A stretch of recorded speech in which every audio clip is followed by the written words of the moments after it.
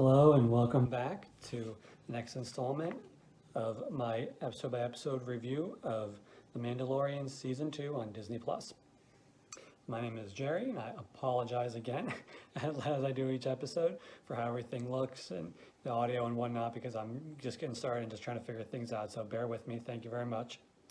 So we're going to go ahead and go right into this episode. So it's episode 7 of Season 2, and if you're following for all the different, combining 1 and 2 would be episode 15. This one is called The Believer. It's directed by Rick Famuyiwa, and I believe he was in another season 2, so he returns for directing duties. Again, I'm going to go out of order in my different things here. This will be in kind of loose order of the episode. If you want to beat by beat review, you can watch another video. There's tons of those ones. But just to kind of see my thoughts on the different points and different things that I thought were really interesting and very cool. So, first thing, pretty much everything with Bill Burr's character of Miggs Mayfeld. I think this character, I enjoy this. In his first episode that we see him in, and as well as in this one, he's not like a traditional Star Wars character, and Bill Burr doesn't play him like that. He plays him very much like they just snatched him out of the real world of modern day America and just transplanted him into the Star Wars universe. He's not like a Star Warsy type character, which I wouldn't want that too much, and I wouldn't want that for every character. But for this one, for Bill Burr, for Miggs Mayfeld, I think it works great. So, all right, and also like his distrust when Cara Dune first goes to get him out of his detention center after working on in that junk field, which has a lot of Easter eggs in it, by the way, little pieces of ships and droids and things like that. So when she first gets him out of there, he's very distrustful, very like, what is this? What's going on? And it makes a lot of sense, obviously, because again, that's what a real person would think. If a real person was doing time and someone came and got them out, they'd be questioning it too. And of course, it was very funny to have him when Boba Fett walks out and he's like, oh, I thought you were this other guy. And then here comes Mandalorian, and he's like, very good stuff. And also a little side note, Boba Fett's armor, loved it. I think that it really shows great, because like in the last episode, we see the armor and it's really worn wear. It's really busted up. The paint is almost all gone on it. It does not look that great. And on this one, he cleaned it up, gave it a new paint job, knocked out the dings. He's most of me still has that thing in his helmet. He's really cleaned up the armor, and it looks so great cleaned up.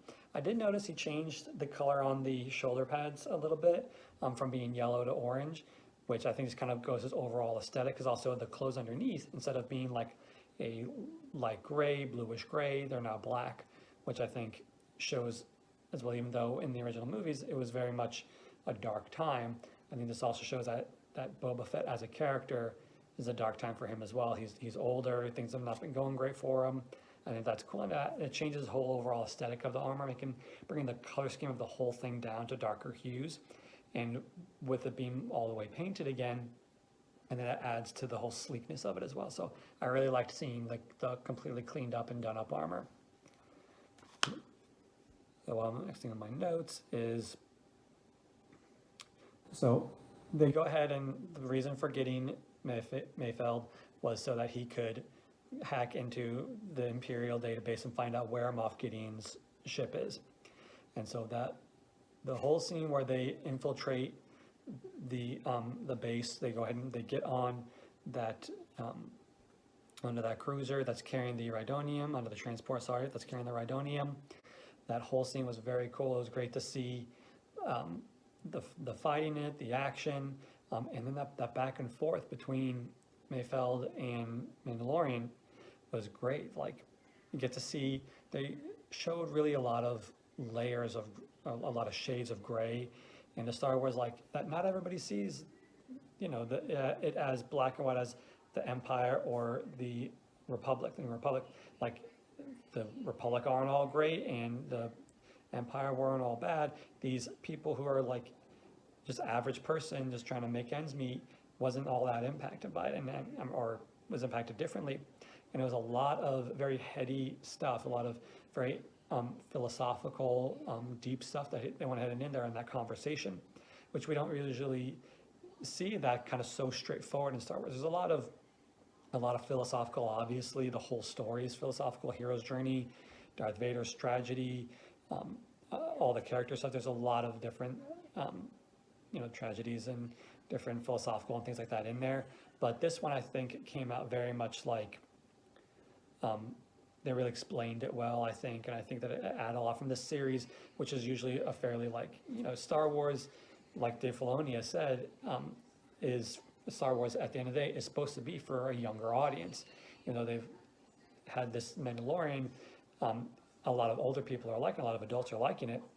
It still is generally targeted at kids, and this is kind of heavy for them, for like a kids show, which I really enjoyed that, and the fighting, all that was excellent.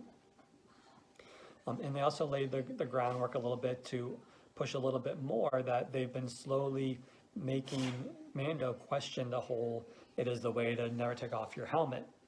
So, when he met the other Mandalorians, my mind completely went blank.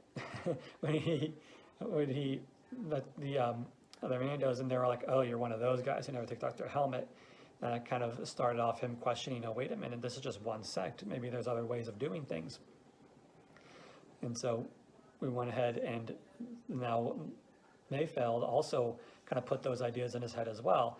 And the logistics of the mission is that to access that terminal, he had to take off his helmet, he had to do a face scan. So, which I initially didn't get at the first time. I was like, oh, why would they recognize his face and give him access? But it's that they either have to know your face or it not be a face. It's really scanning for people that shouldn't be accessing it as opposed to people that should be accessing it. So since his face was never in the database because, he was a foundling and was in hiding, they never got his scan, is why he was able to do it. So that wasn't, I don't think that was 100% clear to me initially, and I had to later learn more about it and found that out. But I felt the whole scene with him removing his helmet and the scene with him without his helmet, as far as Pedro Pascal goes, it was great acting for him because you got to think, if he's been wearing his helmet his entire life, he doesn't know how to make facial expressions and make eye contact. And, I'm sure he feels very weird without it on, so he doesn't want to talk to people. I think that he played that very much like someone who has been in a helmet their entire adult life. And I think that some people had critiqued it saying, oh boy, what's this terrible acting in this from Pedro Pascal? And I think it's the exact opposite. He really went into the psychology of somebody who their entire adult life, for the majority of their life, has been wearing a helmet. They never have to make eye contact. They never have to make facial expressions. Everything's done through his voice or a tilt of the head type of thing. And this time he doesn't have that as, to do that. And he's also, very nervous about everything. So I think that was very well done scene. Thought that was very cool. But for some reason, when he took it off, I felt like I should feel more. And I really didn't know what I really felt about that. And I'm still not really sure. I think that his reaction and all that was good. And also, of course, from a TV film production standpoint, it makes perfect sense. They have this known actor in Pedro Pascal. They advertise he's a Mandalorian. So, of course, we're going to need to see his face sometimes. They're not going to have him never show his face. And I think that this is kind of setting the stage up for him taking his helmet off more and more. Because he also, if you saw in an episode or two ago, when he was sitting there eating, I think it was just last episode, he was eating with Grogu, and he lifted up a little bit to drink his soup or whatever it was. And so I'm sure Baby Yoda got to see the latter half of his face. So he was showing a little bit of leniency there as well. So I think that that's great character growth and subtext and stuff for the Mandalorian. Something else that was mentioned in this episode was Operation Cinder, which is one of those people, if you're someone who played the video game Battlefront 2, then you know about Operation Cinder. That was a contingency plan put in place by the Emperor for if it ever fell to kind of to lay waste to a lot of things across the galaxy so that if anybody took over afterwards, it'd be a big mess. So that was very great. Another pull from different corners of the Star Wars universe that Dave Filoni and Jon Favreau love to do, all these Easter eggs, these things that, even though Disney said the expanded universe and all that is all legends, it doesn't matter, this shows it does matter, and I love that. I've read some of the expanded universe stuff. I've played the video games, read the comics, that kind of stuff, and you invest in it, and it becomes headcanon. And so to have them then say, no, that stuff doesn't matter is a real kick to the fans. I'm not going to go off on that. There's lots I'm going to say about that. But them including that in here was excellent. I really liked that. And Mayfeld really kind of pushing on the commander, on the older officer there, on his commander there, questioning him. And I thought that he was going to give it away for a minute there. And then he did the whole screw this and he just shot the guy. That was excellent. It was very true to the character. It was, from what little we know of the character, it felt good as like, from good guys, all right, these bad guys kick their comeuppance and they got to blast their way out of it, which is of course fun TV and great to watch the action. And so that was excellent as well. And also, I thought as like a final like thank you and good job to Mayfield, Cara Dune went ahead and let him go at the end. And also his reaction there was very honest and real. He was like, really? Are you sure? And he kept like looking back around like, I'm going to go. You're not going to shoot me in the back. I'm right. And then he takes off. So I thought that was also, again, the way Bill Burr plays his character. He stepped right out of the real world and was put in Star Wars. And I love that.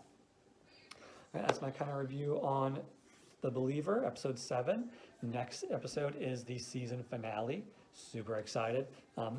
If you watch my other videos, you know I did watch the last couple episodes back to back before doing these videos, so I already kind of know now what happens. But if you haven't seen it yet, it is amazing, and we'll talk about that on the next video. Please go ahead and give this video a thumbs up, and please subscribe. And once this is done, I have some other Star Wars content. I'm going to change it up from Star Wars. So tell me what you want to see in the comments below. Tell me your thoughts, of course, on episode 7, The Believer. Who is the believer? Who do you think that's referring to? I don't think that was clear in this episode, so what are your thoughts on it? And please subscribe, like, do everything you need to do, and I'll see you guys next time. Thanks. May the Force be with you. Bye.